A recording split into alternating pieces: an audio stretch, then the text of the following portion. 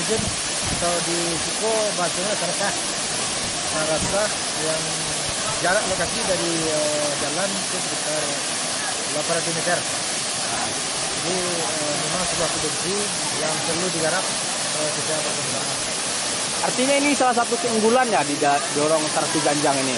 Salah satu keunggulan selain ada puncak Bukik Bulek dan Sarasah lainnya yang masih belum terkelola. Ada berapa air Sarasah di sini? Kalau dihitung secara aku mungkin ada sekitar 7.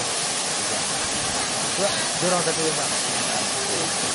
Harapan ke depan karena Canduang Koto Laweh itu masuk desa wisata, salah satu desa wisata di jaringan desa wisata Indonesia, benar-benar berkembang dan benar-benar jadi salah satu objek atau tempat untuk perantau atau orang-orang lain datang ke Canduang dan stay tetap menetap di Canduang untuk dalam waktu mungkin 5-10 hari.